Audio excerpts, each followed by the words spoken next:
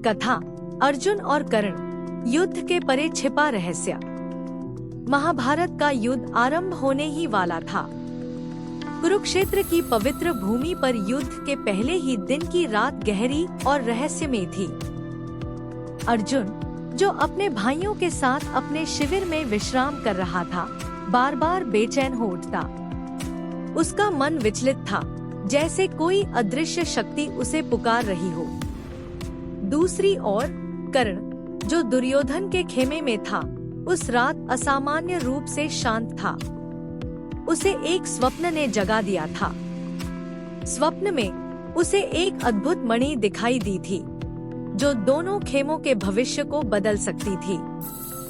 मणि के बारे में कहा जाता था कि वह दिव्य शक्ति प्रदान कर सकती है और जिसे धारण किया जाए वह अजय हो जाता है। रहस्यमयी मणि का पता। सुबह होते ही कर्ण ने अपने सारथी शल्य को स्वप्न का जिक्र किया।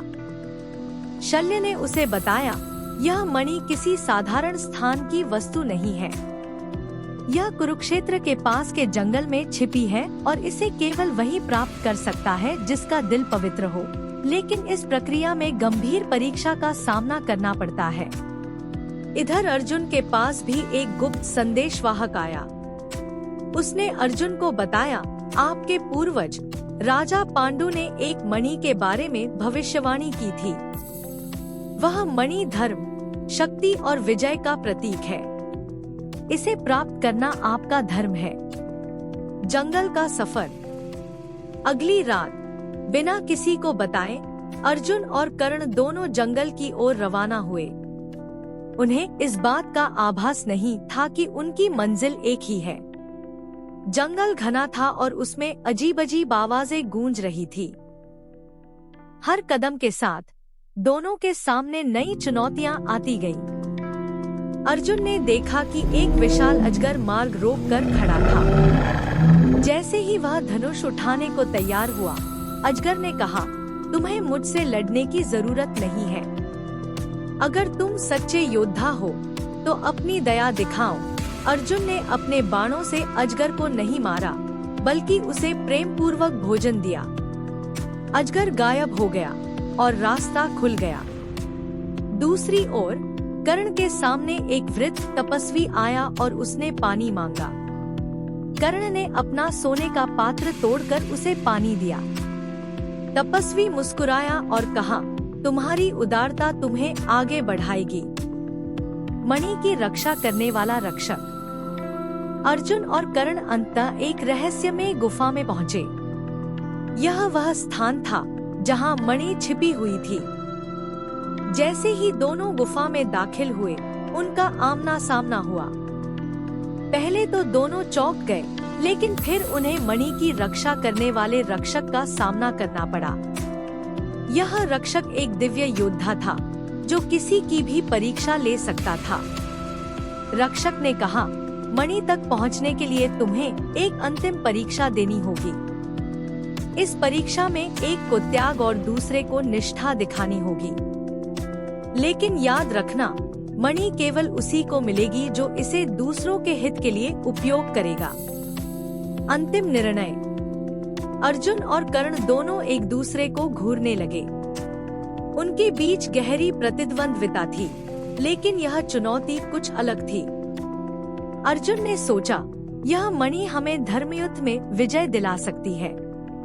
मुझे इसे हासिल करना चाहिए। वहीं कर्ण ने मन में कहा, अगर यह मणि मेरे पास हुई तो मैं अपने मित्र दुर्योधन की मदद कर सकता हूँ। रक्षक ने एक अंतिम प्रश्न पूछा, क्या तुम दोनों अपनी सबसे प्रिय वस्तु का त्याग कर सकते हो? अर्जुन ने अपने धनुष गांडीव को त्यागने की प्रतिज्ञा की।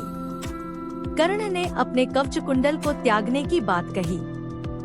रक्षक मुस्कुराया और कहा, सत्य यही है कि त्याग ही सबसे बड़ी शक्ति है। लेकिन मणि का असली उद्देश्य है अहंकार का अंत करना। मणि का रहस्य। अचानक गुफा चमक उठी। मणि हवा में तैरने लगी और दो हिस्सों में बंट गई।